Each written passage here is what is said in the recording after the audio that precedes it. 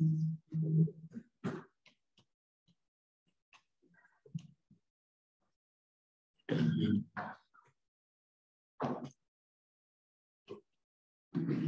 kita mulai dengan membaca basmalah. Bismillahirrahmanirrahim. Ini judulnya Jam'ul Quran wa Tartibuhu. Jam'u itu apa? Pengumpulan. Jam'ul Quran berarti pengumpulan Al-Quran. Atau dalam bahasa lain disebut dengan kodifikasi Al-Quran. Di pada masa kekhalifahan Abu Bakar terutama ya, mulai kekhalifahan Abu Bakar itu mulai ada upaya pengumpulan Al-Quran. Kalau pada zaman Nabi pengumpulan Al-Qurannya dalam bentuk penulisan. Penulisan Al-Quran oleh para sahabat yang ditunjuk oleh Nabi. Siapa sahabat-sahabat yang ditunjuk oleh Nabi untuk menulis Al-Quran?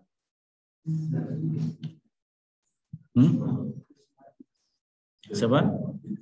Ada Zaid bin Sabit, ada Amr bin As, dan beberapa sahabat yang lainnya.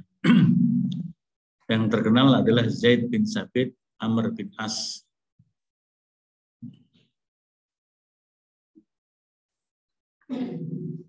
Qubidun Nabi sallallahu alaihi wasallam walam yakun al-Qur'anu qad jumi'a fil mushafi. Qubido berarti apa? Qubidun Nabi. Nabi diwafatkan oleh Allah. Qubido itu dicabut nyawanya. Nabi dicabut nyawanya oleh Allah, dan Al-Quran ketika Nabi wafat, Al-Quran belum dikumpulkan, dibukukan dalam bentuk mushaf.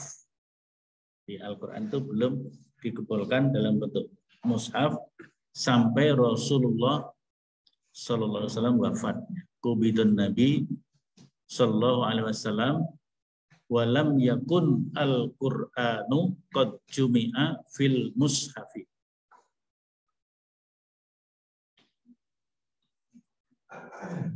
Lamma kana yataraqqabahu min wurudi nasikhin li ba'di ahkamihi aw tilawatihi.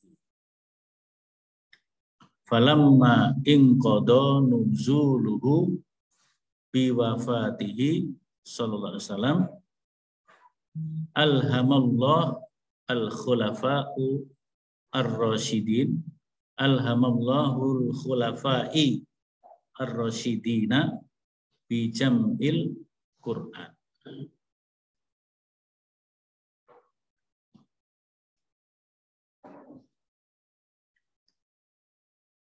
Lamma kana yataraqqabuhu min wurudina sikhin. Ketika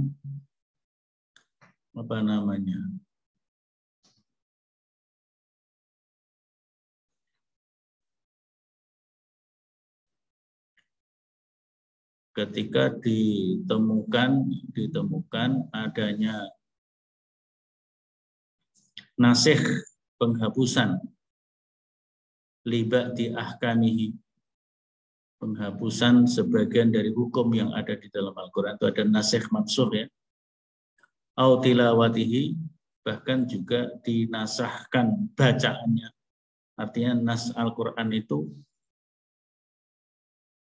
nasikh mansukh di dalam Al-Quran itu ada yang dinasahkan hanya hukumnya saja, ayatnya masih ada. Tetapi ada yang dinasahkan hukum dan ayatnya sekaligus, bacaannya sekaligus. Ini berbeda, banyak terjadi perbedaan pandangan di antara ulama ulumul Quran. Falamma inqadha nuzuluhu biwafatihi, maka ketika Al-Quran itu sudah selesai turunnya, inqadha itu sudah selesai proses turunnya, otomatis ketika Nabi wafat, proses turunnya Al-Quran sudah selesai. Falamma inqadha, maka ketika sudah selesai turunnya Al-Quran, nuzuluhu, turunnya Al-Quran itu, biwafatin Nabi, biwafatihi sallallahu alaihi wasallam, dengan wafatnya Nabi sallallahu alaihi wasallam, alhamallahul khulafai, maka Allah memberi inspirasi, memberi ilham kepada para khulafaur rasyidin. Pada khulafaur rasyidin terutama ini adalah Khalifah Abu Bakar, Umar, dan Utsman terutama itu ya. Jadi Allah memberikan inspirasi, memberikan ilham kepada para khalifah itu bijam'il Quran, untuk mengumpulkan Al-Quran.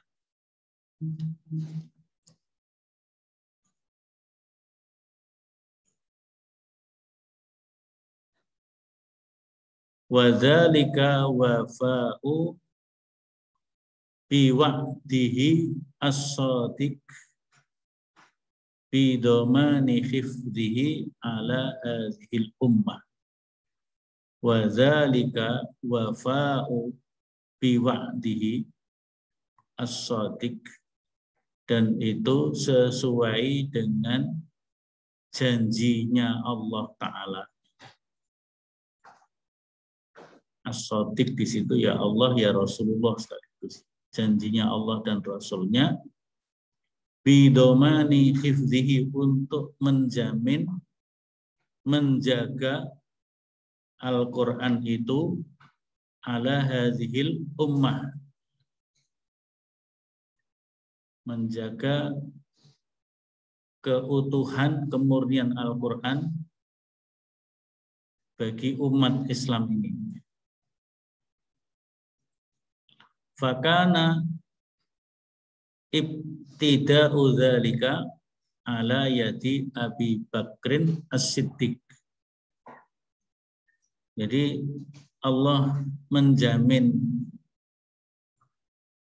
menjaga Al-Quran itu dalam ayatnya surat apa? Surat Al-Hijr ya. Al-Hijr atau Ar-Ra'd? Inna nahnu nazzalna dzikra wa inna lahu lahafizun, itu saya kira surat Al-Hijr ya. Ayat berapa, Gus? Hafizul Quran. Siapa yang hafizul Quran? Surat Al-Hijr ayat berapa? Inna nahnu nazzalna dzikra wa inna lahu lahafizun, itu Allah menjamin untuk menjaga kemurnian dan keutuhan Al-Quran.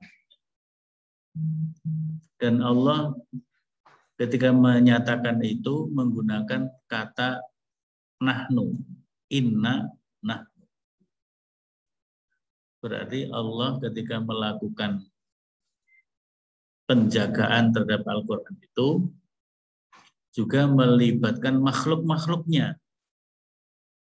melibatkan malaikat Jibril yang selalu datang kepada Nabi setiap suatu waktu tertentu, terutama di bulan Ramadan, untuk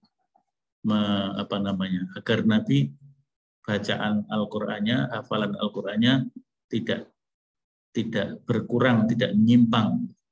Maka Jibril berperan, Rasulullah sendiri berperan, dan juga para hufadzul Quran berperan. Maka Allah menyatakan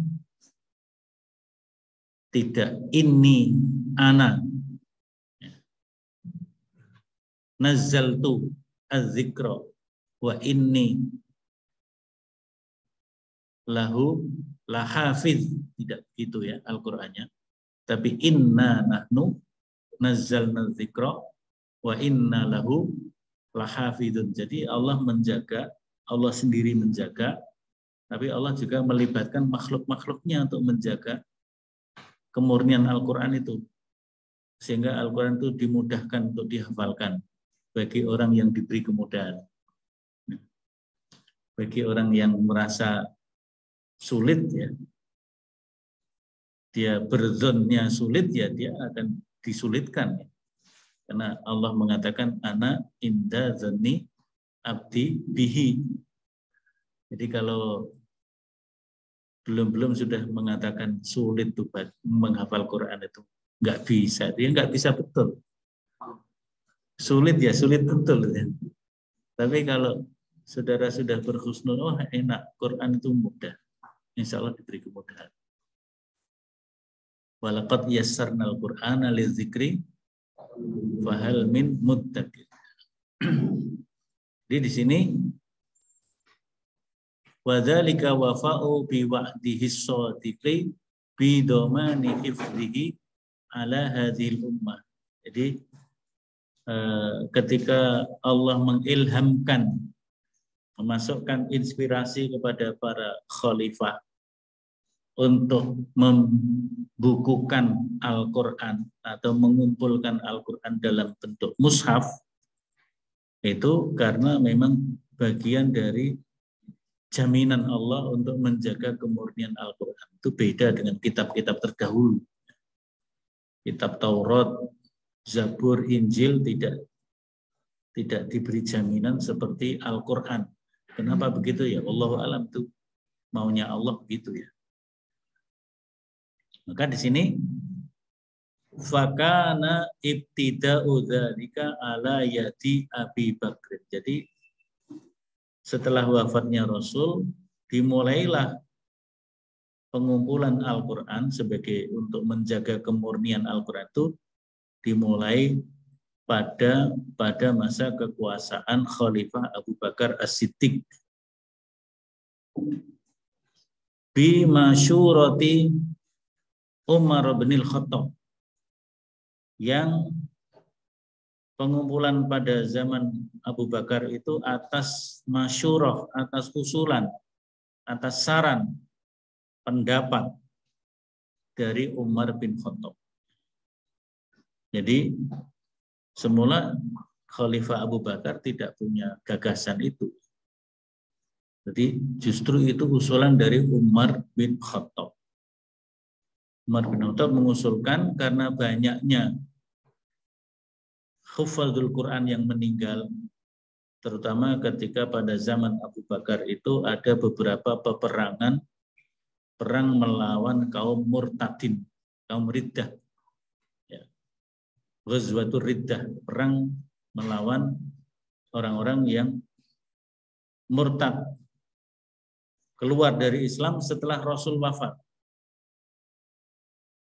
Mereka berpendapat kalau Rasul wafat ya Islam selesai. Jadi kita keluar dari Islam saja. Islam itu ya bersama Nabi nggak ada ya sudah, kita sudah bebas. Nah itu kemudian banyak dilakukan beberapa peperangan dan banyak hafidul Quran yang meninggal. Umar bin Khattab khawatir kalau semakin banyak hafidul Quran yang wafat, Al-Quran akan hilang dari peredaran dari umat Islam. Semula Abu Bakar tidak menerima usulan itu, tidak setuju, karena khawatir itu bid'ah. Karena tidak diperintahkan oleh Nabi. Nabi sampai wafat tidak memprogramkan pembukuan Al-Quran. Kalau kita bikin pembukuan Al-Quran berarti itu bid'ah. Karena nggak pernah dicontohkan oleh Nabi. Itu pendapat Abu Bakar begitu. Ya. Jadi di sini pembukuan pada zaman Abu Bakar di masyurati Umar bin Khattab. Waqad kanal Qur'anu wa qad kana al-Qur'anu kutiba kulluhu fi ahdi Rasulillah sallallahu alaihi wasallam. Dan sungguh Al-Qur'an itu telah ditulis keseluruhannya pada masa Rasul sallallahu alaihi wasallam, walakin ghairu majmu'in bi maudi'in wahid wala murattabis suwar. Akan tetapi pada masa Nabi itu, meskipun Quran sudah ditulis seluruhnya, tidak terkumpul fi maudi' wahid, dalam satu tempat. Tidak terkumpul dalam satu tempat, masih terpecah-pecah, tercerai-berai. Ada di pelepah kurma, ada di kulit binatang, ada di bebatuan. Wala murattabus suwar, dan juga tidak diurutkan secara tertib urut surat. Surat-suratnya belum diurutkan. Betapa susahnya ya orang baca Quran dulu. Tapi orang bisa hafal Quran. Para sahabat Nabi banyak yang hafizul Quran. Padahal Al-Quran itu kalau mau baca, sekarang tinggal bawa HP, udah ada Quran di HP.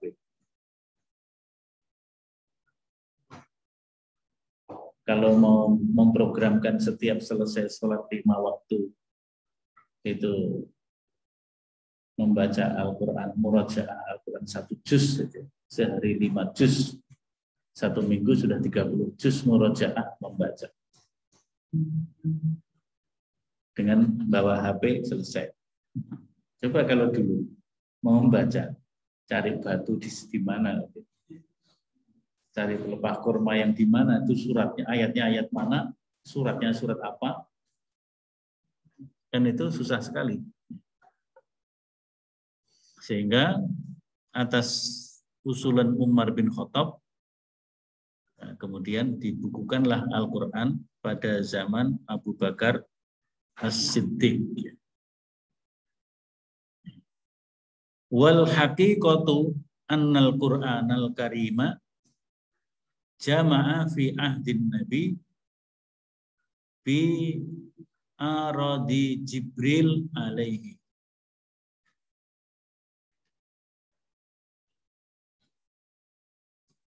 Summa jama'a fi as-suhufi fi ahdi Abi Bakar As-Siddiq wa jama'a salisan fi ahdi Utsman wa huwa tartibus suwar. Nah, jadi kalau diringkes ya, wal haqiqatu annal Qur'anal karim, hakikatnya bahwasanya Al-Qur'an itu, Al-Qur'anul Karim itu dikumpulkan, dikodifikasi pada zaman Nabi itu adalah dengan arodi Jibril, dengan pengungkapan bacaan dari malaikat Jibril kepada Nabi. Jadi malaikat Jibril itu selalu membacakan Al-Quran lengkap kepada Nabi, terutama pada bulan Ramadan. Lengkap itu dalam arti semua ayat-ayat yang sudah diwahyukan kepada Nabi. Jadi pada zaman Nabi, pembukaan Al-Quran dalam bentuk bimbingan Jibril kepada Nabi untuk membaca Al-Quran, dan mungkin juga ditulisnya ayat-ayat Al-Quran oleh sahabat-sahabat Nabi yang sudah ditunjuk oleh Nabi. Tapi masih terpencar-pencar. Kemudian yang kedua, summa jama'a fis suhuf, kemudian dikumpulkan dalam bentuk suhuf. Suhuf itu ya lembaran-lembaran Al-Quran. Sohifah. Sohifah, karena beberapa sohifah menjadi suhuf, banyak lembaran. Fi ahdi Abu Bakrin As-Siddiq, pada masa Abu Bakar dikumpulkanlah dalam satu lembaran-lembaran. Kita nggak tahu lembarannya lembaran apa kain atau apa ya, atau kulit binatang. Kalau kulit binatang tebalnya seperti apa itu kira-kira? Suhuf Al-Quran itu yang kemudian disimpan oleh Hafsah. Hafsah itu salah satu istri Nabi yang merupakan putri dari Umar bin Khattab. Jadi istri Nabi itu ada putrinya Abu Bakar, Aisyah radhiyallahu anha, kemudian Hafsah bin Umar binti Umar bin Khattab, itu yang menyimpan suhuf yang dibukukan pada zaman Abu Bakar, disimpan oleh Hafsah binti Umar bin Khattab, Ummul Mukminin, istri Nabi SAW. Nah, kemudian wajah ma'a salisan, dan di pembukuan yang ketiga, jadi Abu Bakar itu pembukuan yang kedua, dan itu berarti keterlibatan Abu Bakar dan Umar ya, karena yang mengusulkan Umar bin Khattab, walaupun Umar belum menjadi khalifah. Maka pembukuan yang ketiga fi ahdi Utsman, pada masa Utsman bin Affan, itu waktu itu ada unsur penyatuan bacaan ya, ada penyatuan bacaan. Kemudian juga penyatuan tertib surat. Jadi pada masa Utsman bin Affan itu pembukuan Al-Qur'an adalah untuk ini menertibkan surat. Mulai Al-Fatihah sampai An-Nas. Itu sudah ditertibkan pada masa Utsman bin Affan. Jadi kalau disimpulkan ada 3 kali kodifikasi. Kodifikasi pada zaman Nabi, itu penulisan ayat-ayat masih terpisah-pisah, tapi semua sudah ditulis. Semua ayat sudah ditulis. Ada satu ayat yang kontroversi, sehingga ini kemudian kaum orientalis menganggap itu bukan ayat Al-Quran. Tahu nggak? Ayat terakhir surat At-Taubah. Ayat terakhir surat At-Taubah. Bunyinya gimana? Ayat terakhir surat At-Taubah. 2 ayat terakhir. Laqad ja'akum rasulun min anfusikum azizun alaihi ma anittum harisun alaikum bil mu'minina raufur rahim. Itu katanya ayat itu ada di dalam hafalan seluruh para sahabat. Tetapi pelepah kurma, kulit binatang, batu-batuan, apalagi kulit ya. Setelah dikumpulkan 2 ayat itu nggak ketemu. Laqad ja'akum itu nggak ada. Jadi apakah itu belum ditulis atau tempat penulisannya yang nggak ketemu? Tapi di semua hafidul Quran, hufadzul Quran ada. Laqad ja'akum rasulun min anfusikum azizun alaihi ma anittum harisun alaikum bil mu'minina raufur rahim. Fa in tawallaw faqul hasbiyallahu la ilaha illa huwa alaihi tawakkaltu wa huwa rabbul arsyil azim. Semua hufadzul Quran hafal ayat ini. Tapi di pelepah kurma di ini tadi nggak ketemu. Itulah kemudian oleh kaum orientalis, Al-Quran itu tidak otentik. Itu tuduhan kaum orientalis. Al-Quran nggak otentik. Buktinya yang 2 ayat ini nggak ada buktinya. Bukti penulisannya nggak ada. Nah, tapi kan Al-Quran tidak hanya dalam bentuk bukti-bukti tertulis seperti itu. Hafalan semua sahabi ada. Dan sahabat-sahabat itu kan sebelumnya juga selalu bermurojaah bersama Nabi untuk mencek hafalannya, sehingga itu betul itu dari Nabi. Nah itu ya. Fafi ahdihi sallallahu alaihi wasallam ittakhadha ba'dus sahabi kuttaban.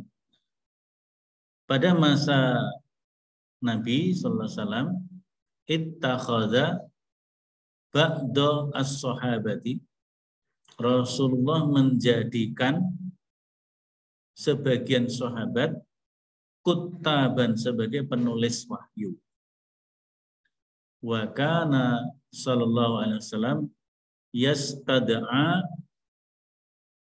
ba'dahum inda nuzulil ayati fayaktubunaha ala ma tawaffara min wasailil kitabati an zaka nuskhatan tabqi 'indan nabi sallallahu alaihi wasallam wa ukhra yahtafidhu al-katibu biha li nafsi.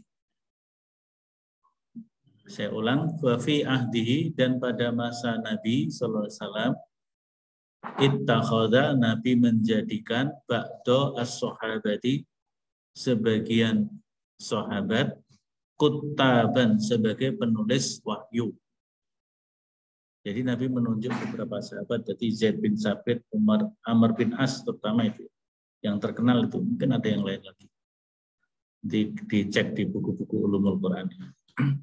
Wa kana sallallahu alaihi wasallam, dan Nabi yastad'i, Nabi selalu menyuruh, ya, mendorong, menyuruh, memanggil, menyeru ba'dahum sebagian para penulis, sebagian kutab tadi ya, sebagian penulis wahyu tadi, inda nuzulil ayat, ketika ayat turun mereka, Nabi memanggil apakah Zaid bin Sabit untuk menulisnya, fayaktubunaha, sehingga mereka menuliskan ayat yang turun itu ala ma tawaffara min wasailil kitab, menuliskan kepada apa yang bisa dibuat, bisa digunakan sebagai sarana untuk menulis. Ya tadi ada pelepah kurma, ada kulit binatang, ada batu untuk nulis.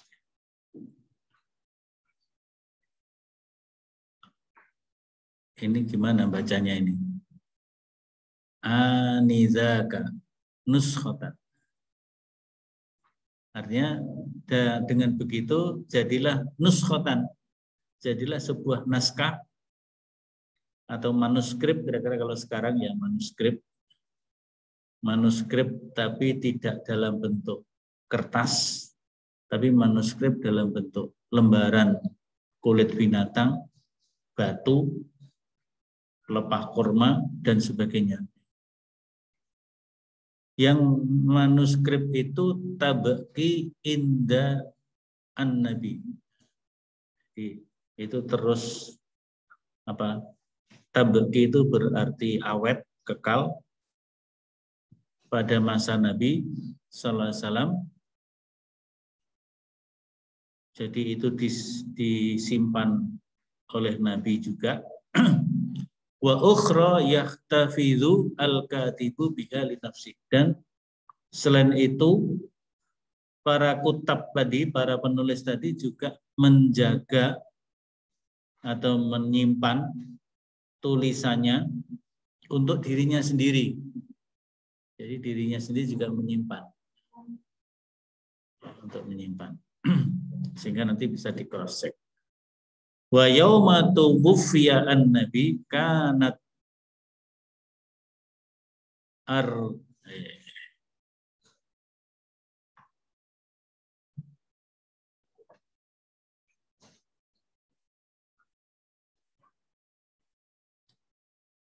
wa yauma tuwfiya an-nabi sallallahu alaihi wasallam kanat ar-raqa'u bukan rokok ya. Wa siwaha mimma katabat alaihil ayat inda zaujatihi ridwanullah alaihin. Dan ketika Rasul wafat, Nabi wafat,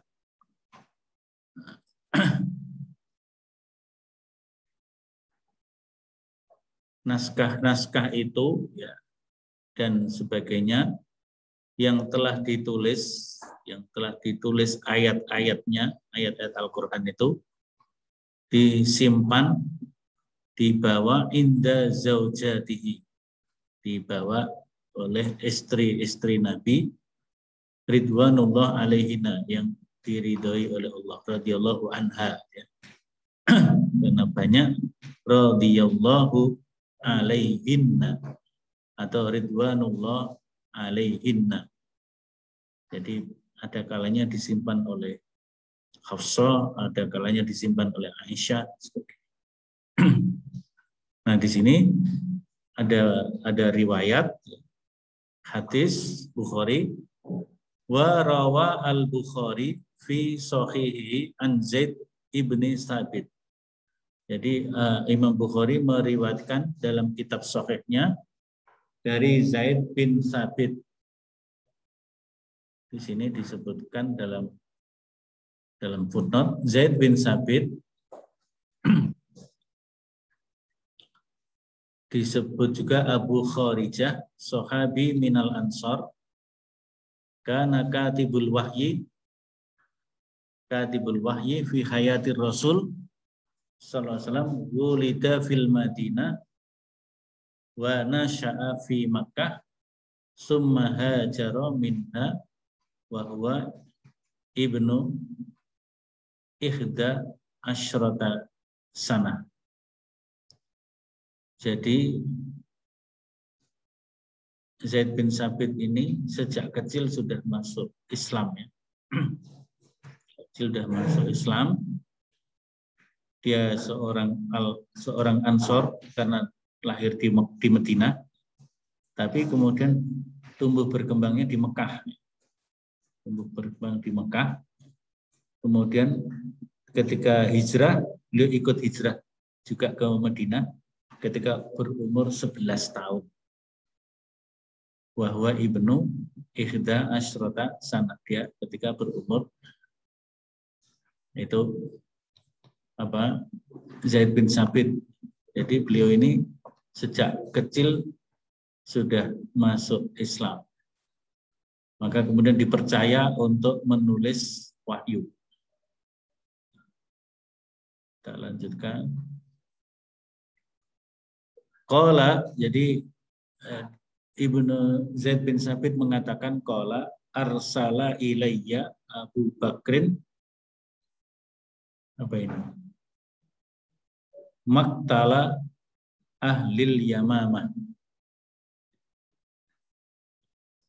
Fa'idha Umaru ibnul Khattab indahu faqala Abu Bakar inna Umara atani faqala innal qatla qad istaharra yaumal Yamamah bi qiraatil Qur'an wa inni akhsha ay yastahirra al qatla bil qurra'i fil mawatin fayadhhabu katsirun minal Qur'an. Nah, ini cerita Zaid bin Sabit tentang kekhawatiran Umar bin Khattab ya. Jadi Zaid mengatakan arsala ilayya Abu Bakrin. Abu Bakar mengirim kepadaku atau mengutusku untuk ikut perang memerangi Ahlul Yamamah. Ahlul Yamamah yang termasuk tadi kelompok Riddah tadi. Faiza Umar bin Khattab indahu, kemudian Umar bin Khattab juga bersama Abu Bakar. Faqala Abu Bakar, maka Abu Bakar mengatakan, inna Umara atani, Umar telah datang kepadaku. Faqal, dia berkata, Umar berkata, innal qatla qad istaharra yaumal yamamah biqurra'il Qur'an.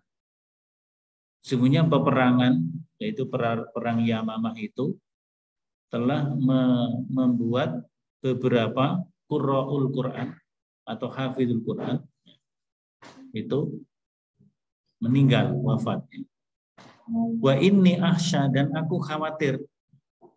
Umar mengatakan wa inni ahsya, aku khawatir ayyastahirra al-qatla bil qurra'i fil mawatini fayadhhabu kasirun minal Quran.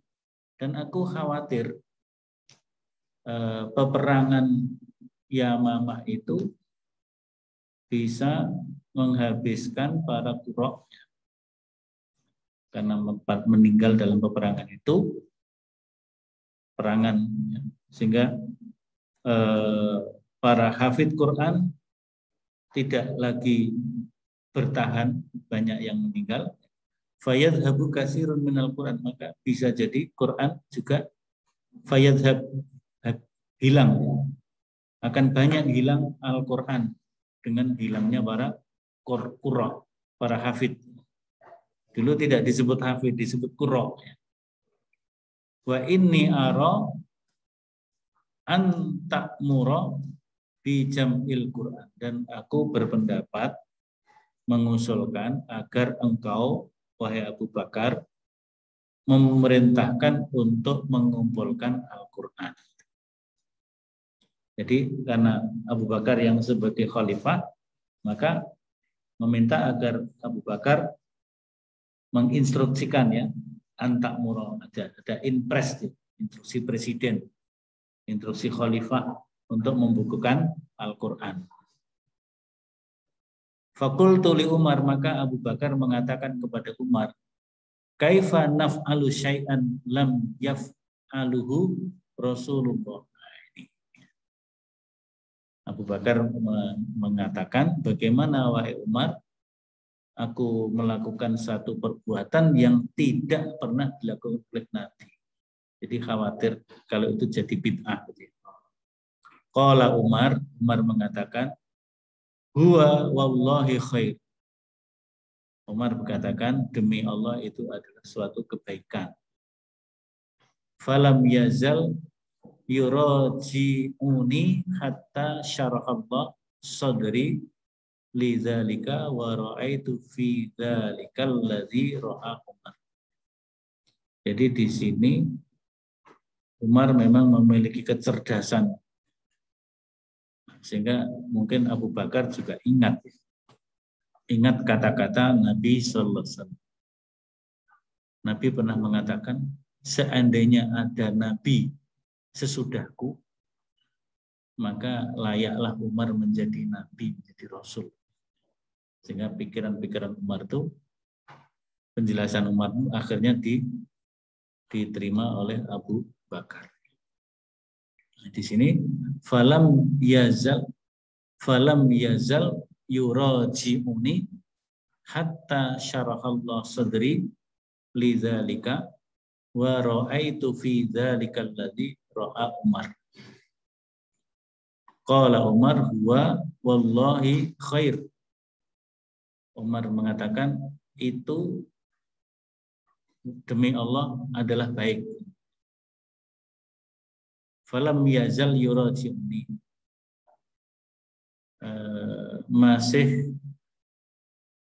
falam yazal masih yuraji'uni, murajaah kepadaku, ya, hatta syarahallah sadri, sehingga Allah melapangkan dadaku.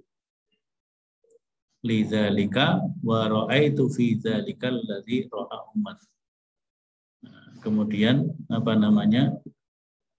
Abu Bakar memperhatikan apa yang menjadi usulan Umar bin Khattab itu. Qala Zaid, maka Zaid berkata, qala Abu Bakar juga berkata, innaka syabun aqil, engkau adalah anak muda yang cerdas, akil. Apa ini? La natahammaka engkau adalah pemuda yang cerdas. Umar itu dianggap pemuda yang cerdas. Dan apa ini? Lanat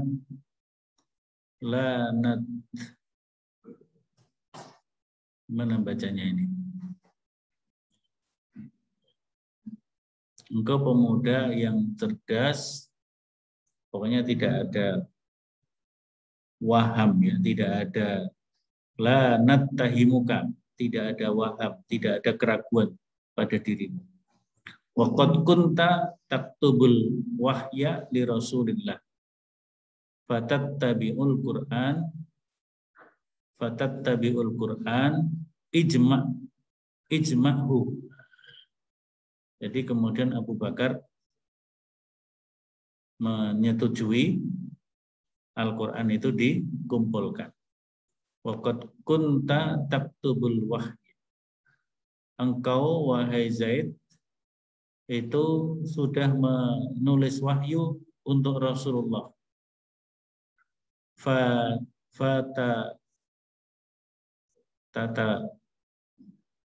Ittaba'a yattabi'u. Fatatabba Al-Qur'an. Maka ikutilah Al-Qur'an itu, ijma'hu, dan kumpulkanlah Al-Qur'an itu. Di sini kemudian Abu Bakar menyetujui dan memerintahkan Zaid bin Tsabit untuk ikut mengumpulkan Al-Qur'an. Termasuk juga penulis-penulis wahyu yang lainnya. Fa wallahi law kallafuni nakul jabal minal jibal maka na asqala alayya mimma amaroni bihi min jam'il Qur'an. Sini menunjukkan bahwa mengumpulkan Al-Qur'an itu bukan pekerjaan yang mudah. Disebutkan di sini Allah, maka demi Allah, kalau mereka Abu Bakar membebankan kepadaku, ini kata Zaid, membebankan kepadaku untuk memindahkan gunung dari gunung-gunung yang ada, maka na asqalu alayya, maka lebih berat bagiku ketika mereka memerintahkan kepadaku untuk mengumpulkan Al-Qur'an. Jadi mengumpulkan Al-Qur'an lebih berat daripada memindahkan gunung. Itu begitu beratnya. Ya, saya kira sampai sini dulu ya. Sampai sini dulu. Sampai Jam'ul Qur'an.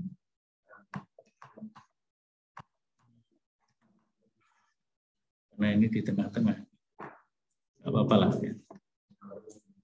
Jadi akhirnya Abu Bakar menerima usulan Umar bin Khattab dan memerintahkan kepada Zaid bin Tsabit untuk mengumpulkan Al-Qur'an, mengkodifikasi Al-Qur'an, dan Zaid bin Tsabit mengatakan itu tugas yang sangat berat.